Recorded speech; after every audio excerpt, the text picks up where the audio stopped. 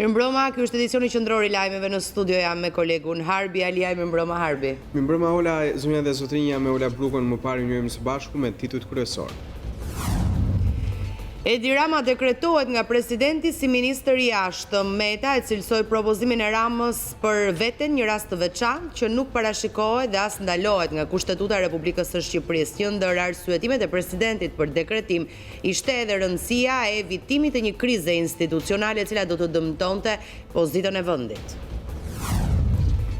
Kreu i Kuvendit Gramozruçi deklaroi se pret që Meta të zbatoj Kushtetutën, por shtoi se nuk është penduar që ky fundit është zgjedhur në krye të shtetit. Ruçi tha se sesioni i ardhshëm parlamentar do të jetë sesioni i zgjedhjeve të lira dhe i çeljes së negociatave. Kryeministri Rama ishte jashtë por me pedagogët sot kur ju kërkoi të bëjnë detyrat e tyre dhe jo presion për titujt. Ai paralajmëroi se do të rreshtohet në krah të studentëve përballë tyre. Kryedemokrati Lulzim Basha ka bërë publike propozimet e tij për Këshillin Kombëtar të Partisë Demokratike, vendos të rikthejë në partish presidentin Bujar Nishani, duke propozuar si kryetar të Këshillit Kombëtar, ndërsa ka mbajtur të pandryshuar dy nënkryetarët e partisë. Shtyhet edhe me 3 muaj afati i hetimeve për ish-ministrin e Brendshëm Sajmir Tahiri pasi prokuroria pret prova të reja nga Mali, Zi dhe Italia, ndërkohë që prokurorët udhëtuan këtë fillim viti në Itali ku morën përgjigjet e letër porosive. Një parkimi i gabuar i makinës u bë shkak për sherrin mes të rinjve që përfundoi në ekzekutimin e një shtetasi 35 vjeçar mbrëm në qytetin e Korçës. Autori i dyshuar është në kërkim, ndërsa viktima njihej në fshatin e tij si një njeri i qetë dhe punëtor. Mbyllja e qeverisë amerikane ka detyruar presidentin Trump të anullojë udhëtimet e delegacioneve të tij jashtë vendit. Ai vendosi që zyrtarët e tij të mos jenë pjesë e forumit të Davosit, ndërsa kryetares së dhomës së përfaqësuesve Nancy Pelosi anulloi në momentin e fundit udhëtimin për në Bruksel dhe Afganistan. Ndoqë titujt kryesor vjen mëngjesisht. Emërimi i kryeministrit edhe në postin e ministrit nuk parashikohet për as ndalohet nga Kushtetuta e Republikës së Shqipërisë. Me këtë arsyetim Ilir Meta e dekretoi sot Edi Ramën si ministër i jashtëm. Një ndër arsyetimet e tij ishte edhe rëndësia e evitimit të krizës institucionale e cila do dëmtonte pozitën e vendit në marrëdhëniet ndërkombëtare. Ashtu siç paralajmëroi në studion e emisionit të paekspozuarit, presidenti Meta dekretoi mëngjesin e së premtes Edi Ramën në krye të Ministrisë së Punëve të Jashtme, pasi dekretoi shkarkimin e Ditmir Bushatit nga ky post. Lajmi u bë i ditur nga zëdhënësi i presidentit, i cili jep edhe arsyetimin e Metës për këtë dekretim. Emërimi i kryeministrit edhe në detyrën e ministrit është një rast i veçantë që nuk parashikohet dhe as ndalohet nga Kushtetuta e Republikës së Shqipërisë. Presidenti i Republikës vlerësoi këtë propozim në përputhje me frymën që përcjell Kushtetuta dhe jurisprudenca e gjykatës kushtetuese, duke bërë një interpretim të zgjeruar dhe fillestar të dispozitave kushtetuese, si dhe duke mbajtur në konsiderat faktin që ushtrimi i detyrës së ministrit nga kryeministri është një veprimtari shtetërore që shtrihet brenda sferës ekzekutive, pjesë e kabinetit qeveritar, struktura e të cilit është në të drejtën e kryeministrit për të propozuar. Sipas zëdhënësit, në shqyrtimin e propozimit të Ramës, presidenti i Republikës në cilësinë e kreut të shtetit mbajti në konsiderat edhe rëndësinë e evitimit të çdo mundësie për krijimin e një krize institucionale, e cila do të dëmtonte pozitën e Republikës së Shqipërisë në marrëdhëniet ndërkombëtare. Tani pritet që Edi Rama të betohet para presidentit edhe si ministër i jashtëm dhe së bashku të shtrëngojnë duart pas javësh marrëdhënie të tensionuar e të shoqëruar me deklarata të ashpra ndaj njëri tjetrit. Në mes të konfliktit institucional, presidenti i qeverisë, kryetari i Kuvendit Gramozruçi ka deklaruar se nga presidenti i Republikës pret vetëm respektimin e Kushtetutës dhe asgjë më tepër. Gjatë bashkëbisedimit me gazetarët, kryeparlamentari tha qartë se nuk është penduar për mbështetjen që i dha Ilir Metës që të zgjidhej në postin e kreut të shtetit. Refuzimi të kandidaturës së Gent Cakajt për ministër të jashtëm nga presidenti i Republikës, kryeparlamentari Gramozruçi nuk e komentoi me ashpërsinë e kryeministrit Rama, i cili e quajti antikushtetues. Ruçi e citoi Kushtetutën duke theksuar se Shqipëria është republikë parlamentare e përpasoi çdo vendimarrje kalon përmes parlamentit. Pra unë nuk vën diskutim fare, ka drejt presidenti të po ose jo. Po ajo që thot Kushtetuta është që presidenti për gjitha kompetencat që ka duhet shprehet me dekret. Edhe kur jep pëlqimin, edhe kur nuk e jep pëlqimin pra ka kundërshtim, duhet nxjerrë dekret. Kryeministri sipas Kushtetutës bën propozimin, presidenti sipas leximit që i bëj unë jep pëlqimin, parlamenti nxjerr vendimin. Qoftë për shkarkimin, qoftë për pëlqimin, qoftë për mos pëlqimin. Megjithatë, le t'i lëmë këto, le të presim ditën dhe orën që gjykata kushtetuese të ngrihet dhe lidhur me këtë interpretim qoftë dëtimin, le të shprehet ajo dhe atëherë të heshtim të gjithë. Pavarësisht konfliktit institucional, presidenti qeveri, Gramozruçi tha se nuk është penduar për votën që i dha Ilir Metës të zgjidhej president. Dhe sigurisht që nuk kam pritur që presidenti i Republikës, kushdo që ishte ai dhe zoti Meta, të operojë gjatë përmbushjes detyrës së tij si president sipas orekseve politike, elektorale apo partijake, të asnjë pale. Kam pritur dhe pres që zoti Meta të zbatojë kushtetutën si president i vendit. Dhe vetëm kaq. Dhe për këtë s'kam sepse të jem pishmend.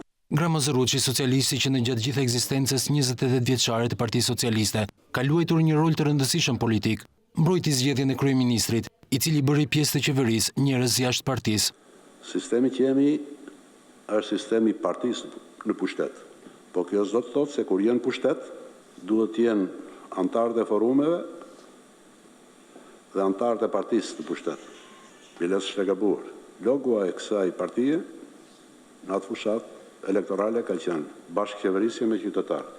Reforma zgjedhore, tha Ruçi, duhet miratuar sa më parë, e për këtë ka kërkuar konsensus politik. Që unë apeloj si opozitën edhe pozitën, që ditët që na ka ngelur të mos kthehen në muaj, pasi qershori shumë afër, Komisioni Qendror i Zgjedhjeve ka nevojë për librin e rregullave dhe ndryshimet që kuvendi do të bëjë, dhe kuvendi ta përmbush sa më shpejt jetë e mundur. Gjatë bashkëbisedimit me gazetarët, kreu i kuvendit theksoi se sesioni i ri parlamentar përballet me sfide të rëndësishme, zhvillimin e zgjedhjeve të lira dhe thellimin e reformave në funksion të nisjes së negociatave për antarësim me Bashkimin Evropian. Duke thyer traditën, Lulzim Basha ka publikuar emrat që do të kandidojnë për organet kryesore të Partisë Demokratike. Basha ka rikthyer në Partinë Demokratike Bujar Nishanin, duke i propozuar një post të rëndësishëm, ndërsa ka kandiduar për sekretar organizativ, ish drejtorin e Korporatës Elektroenergjitike Shqiptare dhe ujësielës kanalizimeve Tiranë Sahid Dollapin. Lulzim Basha ka publikuar emrat të cilat ai ka vendosur që t'i kandidoj për 15 vendet që zgjidhen për kryesinë e re, për sekretarin e përgjithshëm dhe sekretariatet e tjera.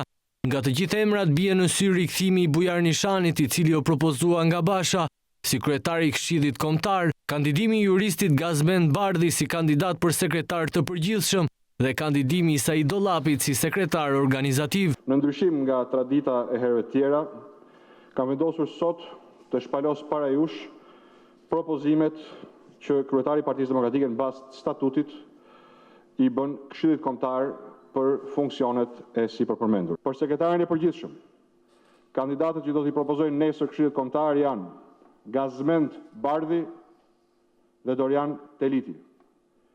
Për sekretarin për çështjet ligjore, Çlirim Gjata dhe Marinela Ziu. Sekretari organizativ, Sahid Dollapi dhe Lulzim Omuri. Sekretar për çështjet zgjedhore, Ivi Kaso dhe Dorian Gjonmarkaj. Sekretar për burimet njerëzore, Ervin Minarolli dhe Minushe Lazaj. Për kryetar të Këshillit Kombëtar në përputhje me statutin e Partisë Demokratike, kandidaturën e zotit Bujar Nishani, si do të kërkoj votbesimin e Këshillit Kombëtar për 2 nënkryetaret në detyrë të zgjedhur apo të votbesuar nga grupi parlamentar i Partisë Demokratike në këtë sesion, zotit Paloka dhe zotit Spaho. Këshilli Kombëtar i Partisë Demokratike do të mblidhet të shtunën në orën 11:00 për të votuar mbi emrat e propozuar nga Lulzim Basha. Në mbledhjen e Komitetit Drejtues Kombëtar të LSI-së, kryetaria Monika Kryemadhi u ka bërë thirrje strukturave të bëhen gati për revolucion për të rrëzuar qeverinë. Ajo u drejtoi thirrje të gjithë të zhgënjyrëve të bashkohen LSI-së, ndërsa tha se Partia Socialiste ka shërbyer si mjet për të kapur institucionet shtetërore. Emrimet e fundit në qeverinë e rilindjes nuk kanë të bëjnë fare me Partinë Socialiste, nuk kemi më asnjë përfaqësues Parti Socialiste aty, kështu që automatikisht sot Partia Socialiste është e flakur, mos themi është e përdorur dhe ka shërbyer si një mjet apo si një vegël për të kapur shtetin, për të kapur institucionet e shtetit, për të kapur strukturat e shtetit shqiptar dhe për të kthyer në funksion të një sekti kriminal i cili shumë shpejt do të vazhdojë dhe do të denoncohet çdo ditë dhe më shumë. Një sqarim shumë thjesht për sa i përket anëtarëve të komitetit drejtues që vinë nga qarqet e tjera jashtë Tiranës. Detyra juaj është që tashmë nuk ka më kohë për të pritur, të ngrihen war roomet, siç i quajmë zakonisht në fushata elektorale, bëhuni gati për zgjedhje të përgjithshme, për zgjedhje lokale, për revolucion, për revolta, për protesta, për koncerte, për çfarë të doni ju. Sot nuk kam më as një sekond për të pritur. Sot kush ka dëshirë që të ketë një jetë të garantuar për fëmijën e tij? Kush ka dëshirë që të ketë fëmijë të arsimuar? Kush ka dëshirë që të ketë shkollë, të ketë infrastrukturë, të ketë çdo gjë, të ketë një shtet që t'i garantoj, që të ketë një sistem që t'i mbrojë? Nuk ka më kohë të presi.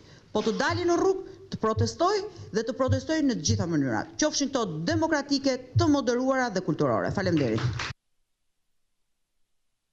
Komisioneri i Bashkimit Evropian Johannes Hahn apelon klasën politike për dialog konstruktiv dhe gatishmëri për të punuar bashkarisht në integrimin e vendit. Gjatë takimit me kryeministrin Rama dje pasdite, Hahn vlerësoi ecurinë e reformave dhe veprimet kundër krimit të organizuar, por theksoi se ato duhet të pasohen me ndjekje penale dhe dënime përfundimtare. Shqetësuese për komisionerin Hahn ishte numri i lartë i kërkesave për azil nga qytetarët shqiptar. Komisioneri i Bashkimit Evropian për politikat europiane të fshinjësisë dhe negociatat e zgjerimit Johannes Hahn u takua pas ditën e të njëjtës në Tiranë me kryeministrin shqiptar Edi Rama për të diskutuar përparimin në reformat që lidhen me integrimin në BE dhe zhvillimet e fundit politike në rajon. Komisioneri nënvizoi se është e rëndësishme të vijohet me impulsin e mirë të vitit kaluar për të dhënë rezultate të prekshme në programin e reformave. Komisioneri Hahn vlerësoi se reforma në drejtësi vazhdon të japë rezultate dhe ristrukturimi institucional i gjyqësorit duhet të përfundojë brenda javëve të ardhshme. Komisioneri Hahn vuri në dukje veprimet e kohëve të fundit kundër krimit të organizuar si një shenjë pozitive në këtë drejtim, që megjithatë duhet të bëhet pjesë e një vazhdimësie arritjesh solide dhe të pasohet me ndjekje penale dhe dënime përfundimtare.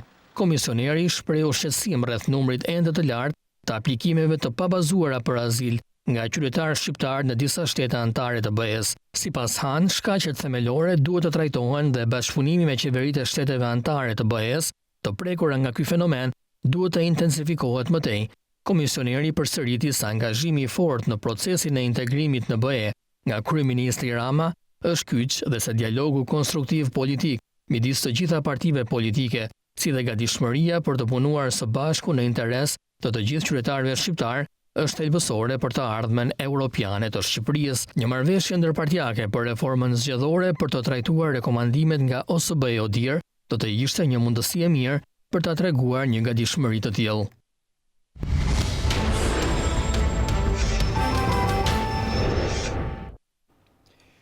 Në ditën që përfundonte afati për hetimin e ish-ministrit të Brendshëm Samir Tahiri, prokuroria e krimeve të rënda ka zgjatur hetimet me 3 muaj të tjerë.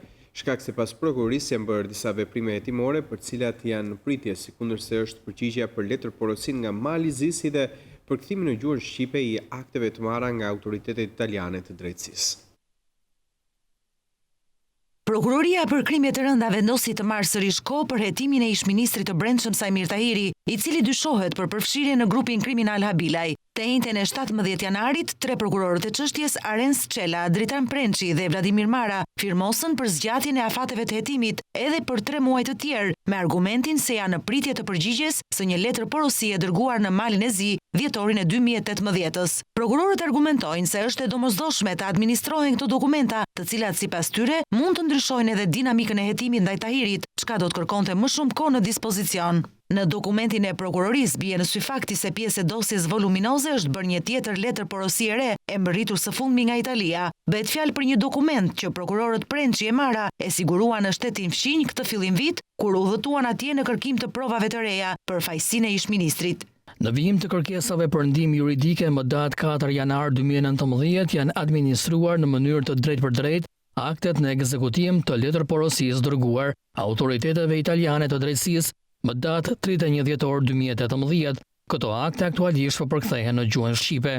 Nëse në këtë dokument ka prova komprometuese për të hetuarin, kjo ende nuk dihet, megjithatë prokurorët thonë që çdo e dhënë është në interes të çështjes. Kjo është hera e katërt që grupi i prokurorëve shtyn afatin e hetimeve për njeriu që drejtoi për 4 vite me radhë dikasterin e rendit. Hetimet ndaj ish-ministrit nisën në tetor të 2017 pas daljes në dritë të përgjigjeve të prokurorisë së Katanjas për grupin kriminal të drejtuar nga Mojsi Habilaj. Prokuroria dështoi në përpjekjen e saj për të arrestuar Sajmir Tahirin, si dhe në 2 përballjet që pati me të në gjykatë. Në dhjetor të 2017, Tahirit ju bllokua pasaporta nga gjykata për krime të rënda, por pak ditë më vonë ja riktheu apeli.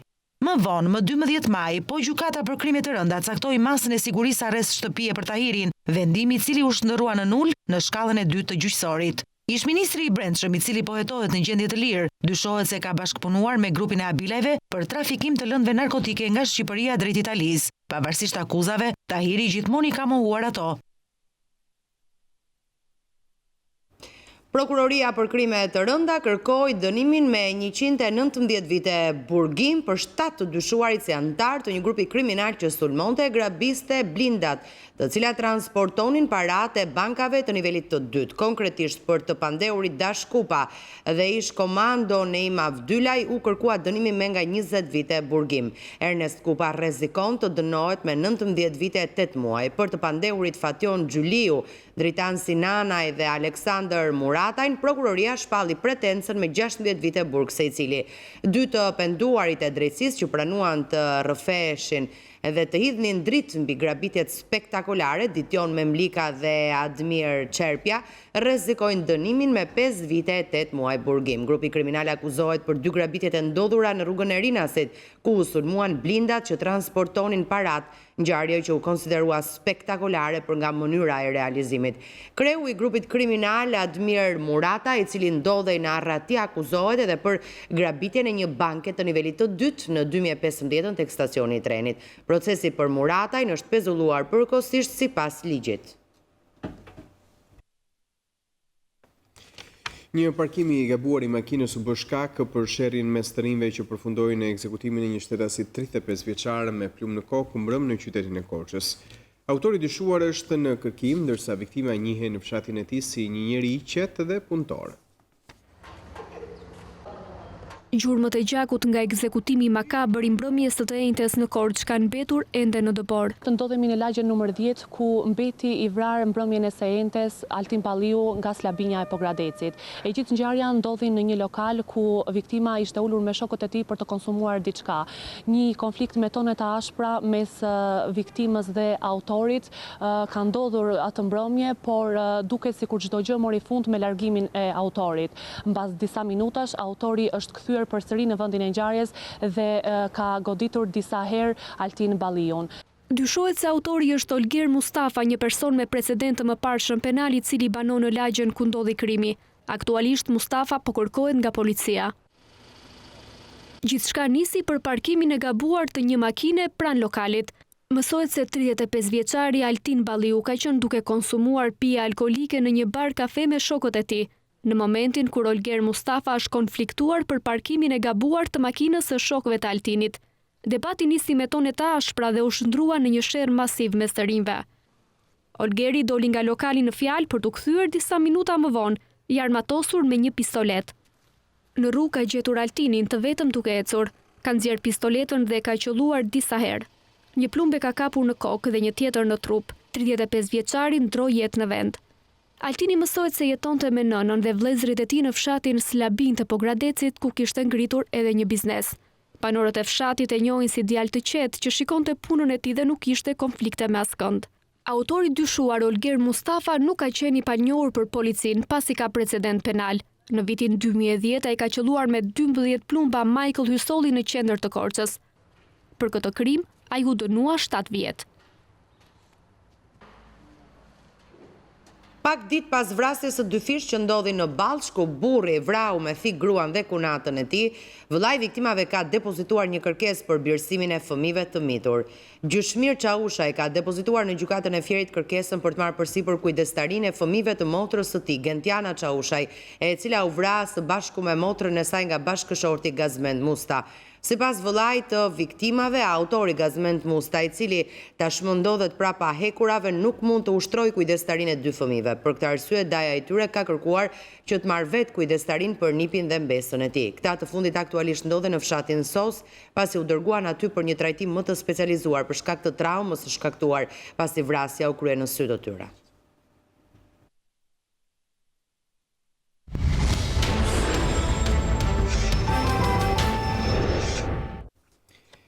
Kryeministri Edi Rama është treguar i ashpër me rektorët dhe dekanët duke u kërkuar të marrin në një pozicion mbi plagjeturat. Në prezantimin e paktit për universitetin, kreu i qeverisë u shpreh se nëse do t'i jepet zgjidhje kësaj çështje, ai do të jetë në protest krahas studentëve kundër pedagogëve. Pas nisjes së protestave të studentëve mbi një muaj më parë, kryeministri Edi Rama sulmoi rektorët e dekanët kur tha se nuk kishin bërë transparencën e tarifave të reja studentore, detyrim që sipas tij e kishin me ligj.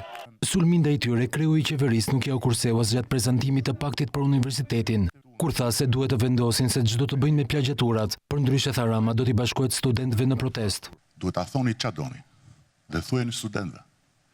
Tregojeni studentëve të vërtetën. Doni ju që të bëhet apo s'doni që të bëhet. Po i bëjmë detyrat për te atyre që kemi, për mos i lënë studentët, fëmijët tanë, si top ping-pongu. Por këto që po bëjmë nuk janë detyrat tona. Janë detyrat tuaja. Që u jep ligji i arsimit lartë. Ligji të cilin ju e kontestoni në mënyrë të padrejtë. Ne dim ç'a duan studentët, do i bëjmë një për një. Se ç'a doni ju ne nuk e kemi kuptuar akoma. Ose më saktë unë e kam kuptuar, por nuk kam ndërmend ta them akoma. Mos prisni ditën kur do bashkohem unë me studentët dhe të vi përballë jush. Dhe t'ju them studentëve se çfarë në fakt ju nuk doni. Kryeministri u kërkoi pedagogëve të jenë auditore, edhe nëse atje do të jetë një student i vetëm. Ju bëni bashkë tani dhe ndajeni këtë punë. Do të mbaroj historia e doktorëve të shkencave që vetëm me shkencën nuk kanë lidhje, apo s'do mbaroj. Nuk janë ato grupe studentësh të ngujuar problemi. Problemi janë pedagogët që nuk shkojnë të japin mësim. Pse nuk shkojnë të japin mësim? Një student i vetëm ka drejtën të marrë mësim. Prezantimin e paktit e bëri Ministria e Re e Arsimit, e cila tha se dokumenti përmbush edhe kërkesat e pakërkuara nga studentët në protest. Do të themelohet një komision ad hoc brenda Ministrisë së Arsimit, Sportit dhe Rinisë me persona që janë me integritet, fytyra publike, njerëz që i njohim të gjithë, i respektojmë dhe ata do t'i pranojnë gjitha aplikacionet nga personat të tjerë që janë të interesuar të shërbejnë në këto borde, do të vlerësohen dhe do të vendoset për personat të cilët do të shërbejnë në bordet e të gjitha universiteteve publike. Një antar, përfaqësuesi i Ministrisë së Arsimit, Sportit dhe Rinisë përzgjidhet nga vetë studentët. Kemi kërkuar nga universitetet që të fillojnë qysh tani të mendojnë për procesin zgjedhor brenda universiteteve. Pakti për universitetin, një dokument për 30 faqesh, përcakton zgjidhjet dhe afatet përkatëse.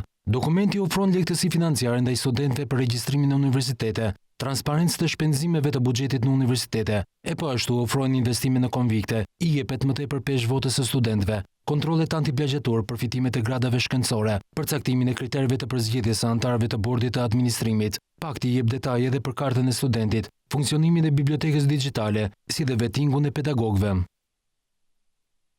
Partia Demokratike ka cilësuar si shfaqje prezantimin e paktit për universitetin. Deputeti Albana Vokshi u shpreh se pakti nuk përmbush kërkesat e studentëve. Shpalosja e të ashtu quajturit pakti për universitetet ishte një shfaqje. Pakti nuk përmbush kërkesat e studentëve. Rama ka alokuar për arsimin, duke përfshirë të gjitha nivelet e arsimit, vetëm 313 milion euro, ndërkohë që kërkesa e studentëve është 702 milion euro për të arritur në nivelin 5%. Rama propozon krijimin e strukturës për kontrollin e transparencës për arsimin e lartë. Është anti-ligjore. Nëse i referohemi modelit antiplagjatur, është model i pa aplikuar askund dhe në shkelje të ligjit të arsimit të lartë. Brenda majit të vitit 2016 duhet të ishin nxjerrë të gjitha aktet nënligjore për pajisjen me kartë të studentëve. Grafiku që juve shifni të pasqyruar tregon që jo vetëm buxheti për arsimin është ulur që nga 2013, por do vazhdoj të ulet deri në 2021.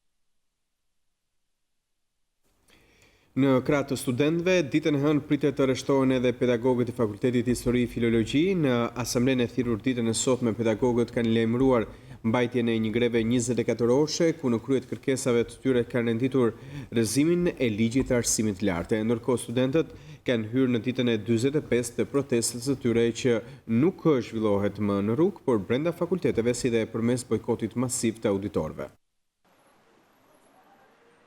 Ditën e hënë, pedagogët e Fakultetit Histori Filologji kanë lajmëruar nisjen e një greve njëditore në formë para lajmërimi ndaj qeverisë, ku do të kërkohet rrëzimi i ligjit arsimit të lartë.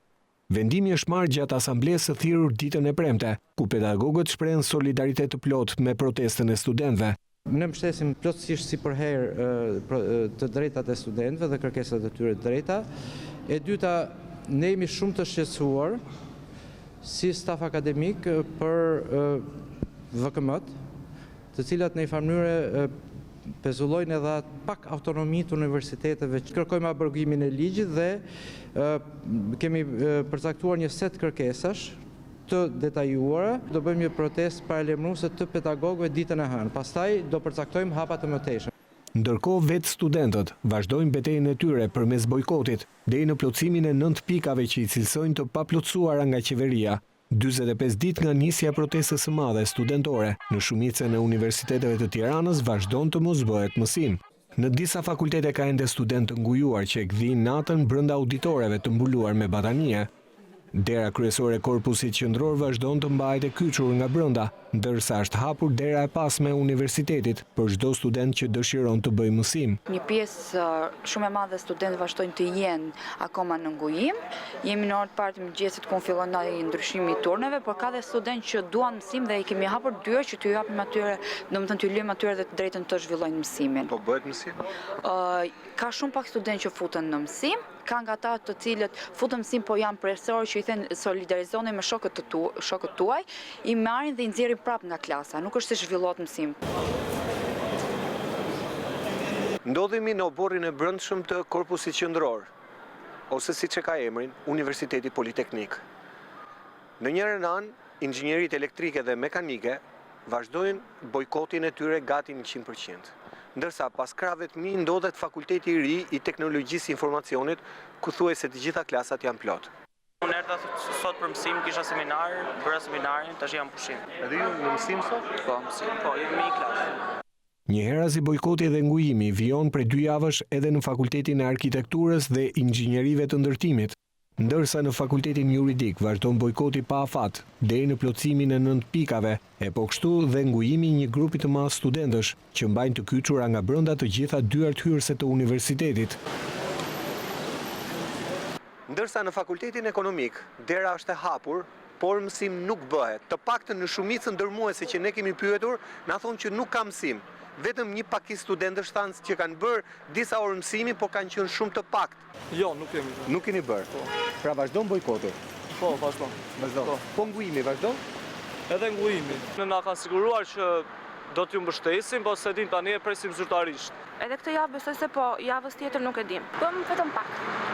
Sa veta ishit? Shumë pak. Ndërkohë bojkoti pa të ngujuar është zgjedhur si formë proteste nga Fakulteti i Shkencave Sociale dhe Histori Filologjisë. Tek Fakulteti i Histori Filologjisë vazhdon bojkoti total. Në asnjë klasë nuk zhvillohet mësim, të paktën kështu na thanë vetë studentët, të cilët shprehen se do të qëndrojnë në këtë mënyrë, pra me bojkot, deri në fund, deri në plotësimin e plot të 8 kërkesave, plus kërkesës kryesore që ata kanë shtuar pas janarit. Pikërisht kërkesës për rrëzimin e ligjit arsimit të lartë. Do të vazhdohet në bojkot deri në reagim nga institucionet përkatëse dhe që studentët nuk do zhvillojnë ende mësim. Jo, nuk kemi bërë mësim dhe nuk do bëjmë mësim deri në momentin që të plotësohen kërkesat tona. Bojkoti vijon edhe në Universitetin Bujqësor të Kamzës, ku po hidhet gjithmonë më shumë ideja e një peticioni përmes të cilit t'i kërkohet parlamentit abrogimi i ligjit arsimit të lartë. Qeveria shqiptare duhet të tërheqë projektligjet për rregullimin e medias online, kështu deklaruan organizatat e mbrojtjes së të drejtave të njeriut, të cilat thanë se në një vend demokratik ligjet synojnë të mbrojnë qytetarët nga qeveria dhe jo qeverinë nga qytetarët.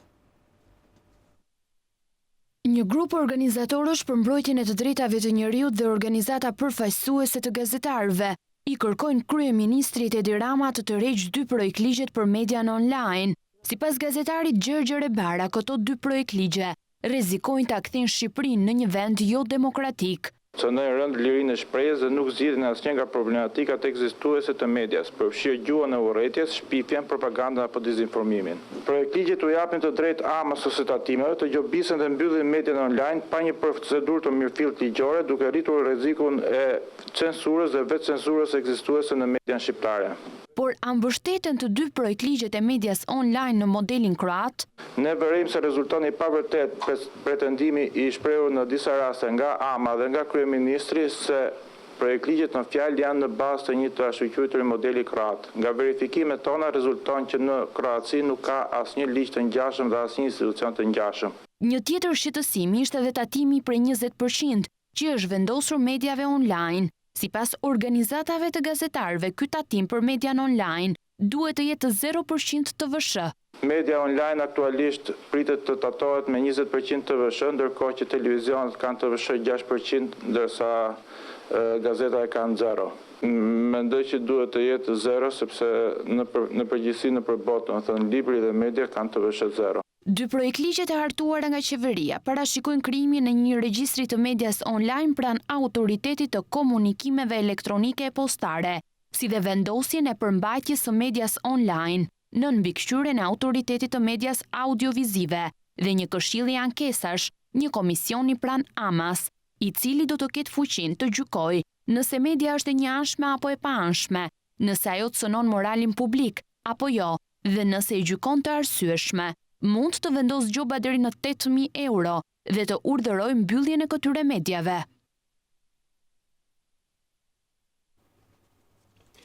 Kushtet e vështira në punë, normat e larta dhe pagat e ulta i kanë detyruar rreth 300 punonjës të një kompanie fasone në Shkodër të dalin në protestë.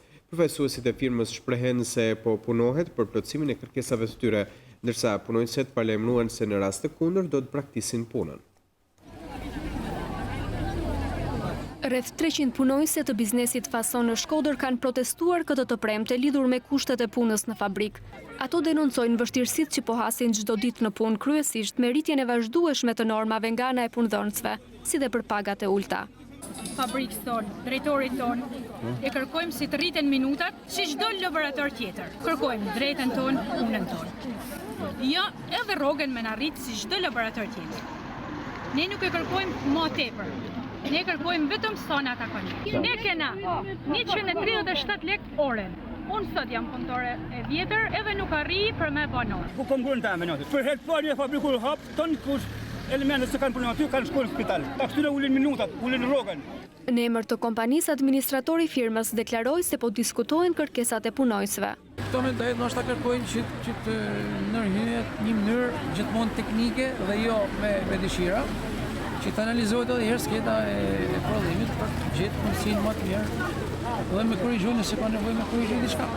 Në pritje të zgjidhjes së kërkesave të tyre, punojësit kërcënojnë se do të braktisin punën. Nëse ai spostohet nuk na jep drejtat tona, ne do të lëm punën. Efektivja e policisë Ina Nuhu është pritur nga ambasadori turk Yoruk, i cili tha se vendi i tij do të jetë pranë për të ndihmuar vëllezërit shqiptar, teksa shtoi se avioni special ul në Rinas për ta transportuar në Ankara me urdhrin personal të presidentit Erdogan. Ina Nuhu, punojësja e policisë e cila mbeti e plagosur gjatë protestës së banorëve të Unazës së Re para dyerve të Kuvendit, bashkë me drejtorin e përgjithshëm të policisë së shtetit Ardi Veliu, u prit në një takim nga ambasadori turk në vendin tonë. Ina falenderoi për ndihmën që i dha Turqia për kurimin në Ankara dhe tha se do të rikthehet në muajin shkurt për një tjetër ndërhyrje në dorën e djathtë. Shumë faleminderit për gjithçka që keni bërë për rikuperimin tim, gjithashtu dhe pa harruar dhe presidenti që është më personalisht me rastin tim. Gjatë kësaj kohe kam ndjekur nga spitali Tramos, në spitalin ushtarak që shkoj çdo ditë aty për fizioterapi. Pastaj operacionin tjetër mund të japë rezultate se do shkoj. E reja u shpreh se nuk do të tërhiqet nga detyra e punojëses së policisë, dhe se ngjarja ku mbeti e plagosur e ka bërë më të fortë. Kjo është një nga ngjarjet që më ka bërë akoma më të fortë për të rikthyer edhe pse çfarë më rrethon apo njerëzit që mundohen më tregojnë që më duan shumë dhe më thonë që nuk do të kthehesh, por kjo është e pamundur, do kthehem edhe shumë më mirë se ç'isha. Ambasadori Murat Ahmet Yoruk tha se me kërkesë të kryeministrit Rama dhe me urdhër të presidentit turk Erdogan, Ina u transportuan në Turqi me avion të specializuar, teksa shtoi se vendi i tij do të jetë gjithmonë pranë për të ndihmuar vëllezërit shqiptar. Sevgili kardeşimiz Ina'ya. Edhe një herë dëshiroj të uroj shërim të shpejt motrës tonë të dashur Ines si pasojë e asaj ngjarje të pakëndshme që i ndodhi. Me kërkesë të kryeministrit Rama dhe me urdhrin personal të presidentit tonë Recep Tayyip Erdogan, me njëherë pas disa orëve erdhi nga Ministria e Shëndetësisë turke një avion ambulancë për të marrë dhe për të mjekuar motrën tonë të dashur Inen. Ne kemi bërë vetëm atë që kërkonte miqësia dhe vëllazëria jone përjetshme. Do të jemi gjithmonë pranë për të mbështetur vëllezërit tanë shqiptar. Pas kësaj, Ina, motra jon, do të shkojë përsëri pranë armës, pranë uniformës. Edhe drejtori i përgjithshëm i policisë së shtetit Ardi Veliu falenderoi gatishmërinë e shtetit turk për të ndihmuar Inën në ditën e saj më të vështirë. Pas plagosjes efektiv, Nuhu u dërgua për trajtim të specializuar mjekësor në Spitalin e Trajnimit dhe Kërkimit, pranë Universitetit të Shkencave të Mjekësisë në Ankara.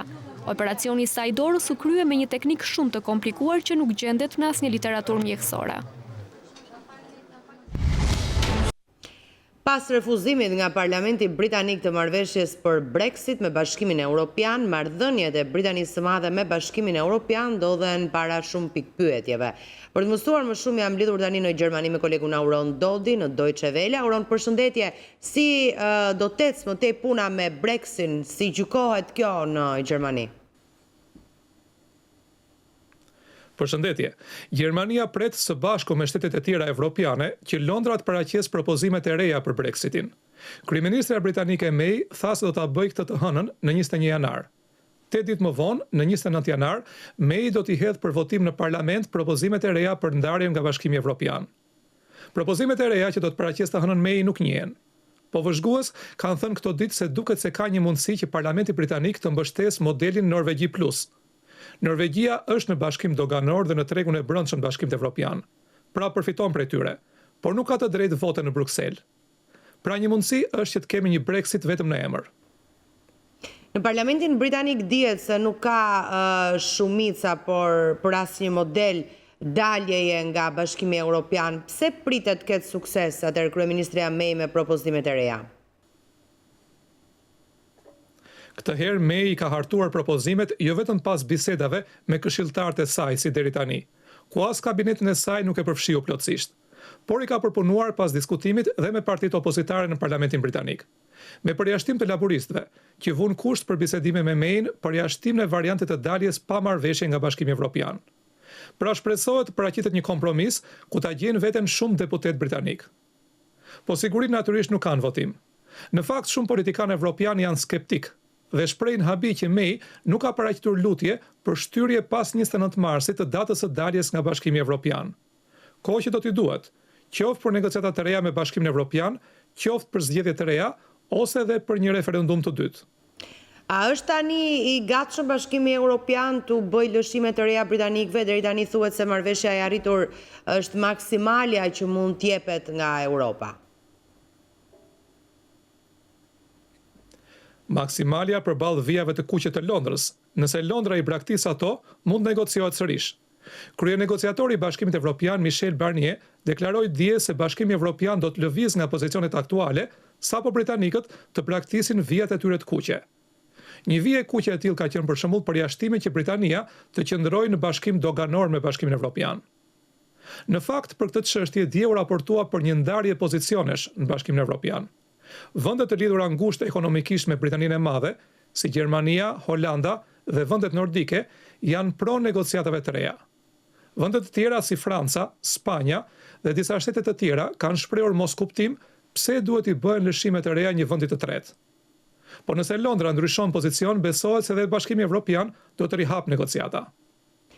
Sa i madh shihet në Gjermani, Auron, rreziku i një dalje të Britanisë pa marrëveshje nga Bashkimi Evropian? Ky shihet si rrezik real në të gjithë Bashkimin Evropian. Disa politikanë gjerman thanë në Bundestag dje se Gjermania është e përgatitur për këtë rrezik. Por përfaqësues të ekonomisë gjermane thonë se një Brexit kaotik, Gjermania do ta ndjente me rënje të ndjeshme të zhvillimit ekonomik këtë vit. Tregtia do të goditej në Evropë e para nga industria e transportit. 11.000 kamion kalojnë çdo ditë në pikën Calais-Dover mes Britanisë dhe Francës. Po të mos ketë marrëveshje dalje të Brexitit, nuk ka as fazë përgatitore për të dyja palët. Pa marrëveshje, humbet leja e përdorjes së medikamenteve dhe substancave kimike evropiane në Britani dhe anasjelltas. Franca e aktivizoi dje planin për rastin e daljes pa marrëveshje të Britanisë nga Bashkimi Evropian. Edhe Franca pret pasoja të rënda në transport, në bujqësi dhe në peshkim. Prandaj do të investoj 50 milion euro në portet dhe aeroportet më të prekura franceze. Do të rekrutohen mëtej 600 doganier dhe veteriner për të bërë kontrolle në kufirin me Britaninë. Si do të shkojë në këtë rast fati shtetasve evropian në Britaninë e Madhe, Auron? Në marrëveshjen që u refuzua nga Parlamenti Britanik, May thoshte se nuk do t'i prekte evropianët që banojnë në Britaninë e Madhe, deri në vitin 2021 jo se jo. Kurse tani duhet pritur. Sigurisht janë në pikpyetje lejet e qëndrimit, të drejtat e pensioneve dhe kështu me radhë të mbi 3 milion evropianëve në Britani. Por dhe Britania ka mbi 1 milion shtetas në Bashkimin Evropian, kështu që ka presion për të gjetur një zgjidhje të përshtatshme. A ekzistojnë shanse që të mbahet një referendum i dytë për shembull për Brexitin? Ka vëzhgues që një referendum të dytë e shohin të pashmangshëm. Sipas sondazheve, në Britani tani ka një shumicë të vogël për një referendum të dytë dhe për të qëndruar brenda Bashkimit Evropian. Por në Parlamentin Britanik ende nuk ka një shumicë pro referendumit. Parlamenti vendos për momentin për Britaninë e Madhe. Qeveria është paralizuar. Tani britanikët sigurisht janë më mirë të informuar se 3 vjet më parë, për atë që përfiton Britania nga Bashkimi Evropian. Nga keq informimi prej dekadash i mediave britanike për Evropën, në referendum pati rajone për shembull që votuan për dalje nga Bashkimi Evropian, megjithëse jetojnë nga tregtia me Bashkimin Evropian. Të tjerë votuan sipas motos së Churchillit, midis Evropës dhe detit hapur, britanikët duhet zgjedhin detin e hapur. Megjithatë, motivi kryesor i shumë mbështetësve të Brexitit, migrimi, mbetet problemi pa ndryshuar, edhe po u mbajt një referendum i dytë. Pra të presim të hënën, që na sjell qartësi për atë që duan britanikët. Faleminderit Auron Dodi. Vijmë të tjera zhvillime. Australia është goditur nga një valë ekstreme të nxehtit në një kohë që Europa dhe Shtetet e Bashkuara të Amerikës po përballen me të ftohtin dhe të borën. Janari shënon kulmin e verës në Australi dhe shumë njerëz atje kanë kërkuar ndihmën mjekësore për shkak të temperaturave teje të larta. Teksa Europa dhe Shtetet e Bashkuara po përballen me të ftohtin e sezonit dhe temperatura disa gradë nën zero, e kundërta po ndodh në Australi, e cila është përfshirë nga një valë të nxehti prej disa ditësh. Temperaturat ekstreme kanë goditur këtë vend që prej të shtunës, duke bërë që shumë njerëz të kërkojnë ndihmë mjekësore. Shërbimi meteorologjik njoftoi se termometri në disa pjesë të Australisë shkonte deri në 40 gradë Celsius. Janari në Australi shënon kulmin e sezonit veror të vendit dhe shumë njerëz i kanë shfrytzuar këto ditë për t'i kaluar buzdetit, ndërkohë të shumt janë dhe turistët që preferojnë ta shmangin sezonin dimëror të Europës duke qëndruar në Australi. Autoritetet në disa pjesë kanë lëshuar paralajmërime shëndetësore, duke u bërë thirrje njerëzve të qëndrojnë në ambiente të mbyllura dhe të minimizojnë aktivitetin fizik me shqetësime të mëdha për të moshuarit, të sëmurët kronik dhe fëmijët.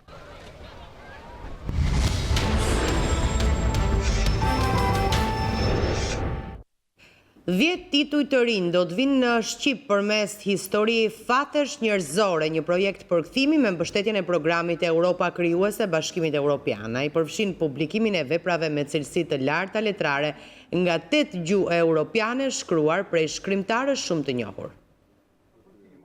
10 tituj të rinj do të vinë në Shqip përmes projektit letrar të Bashkimit Evropian, Histori fatesh njerëzore, një udhëtim në drejtëhijet e shpirtit. Ky projekt luan rol të rëndësishëm në shkëmbimin e kulturave, si edhe njohjen e letërsisë e autorëve europianë në Shqipëri, duke punuar në mënyrë profesionale me përkthyesit më të mirë. Shtëpia botuese Editoria ka bashkëpunuar disa herë me programin Europa Krijuese të Bashkimit Evropian dhe Histori fatesh njerëzore është projekti i 4. Kemi një traditë të mirë tashmë, 5-6 vjet, që ne jemi pjesëmarrës, fitues në projektin Europa Krijuese të Bashkimit Evropian. Mund të them me shumë siguri që jo vetëm puna jonë më shumë se çerek shekulli me botimet që ka editoria, por edhe në këto vite të bashkëpunimit me projektet europiane, ne kemi siguruar përsëri besimin e lexuesve tanë. Të gjithë titujt që kemi botuar deri tani, do të thënë më shumë se 30 tituj në projektet e mëparshme, janë mirëpritur nga lexuesit. Autor italian, britanik, grek, sloven, holandez, spanjoll dhe veprat e tyre do të jenë në duart e lexuesit shqiptar në arkun kohor të një viti e gjysmë. Carlos Ruiz Zafon, Mallory Blackmanin, Vasili Vasiliko, Bianca Pizzorno. Kemi një roman të famshëm që brenda nga 2017 tani është botuar në pothuajse 20 gjuhë, Xhemal Kurjak, është holandez. Pra kemi një tufë me libra, do të thënë, jemi sigur do mirëpriten nga lexuesi. Kemi ardhur në fund të këtij edicioni informativ. Zhvillime të mëtejshme i gjeni të pasuruar në balkanue.com, klikoni aty për të shfletuar gazetën shqiptare, mund të dëgjoni radion shqiptare, na gjeni drejt për drejt në internet, në live stream, YouTube dhe në Facebook. Ndajemi këtu së bashku, natën e mirë. Mirupafshim.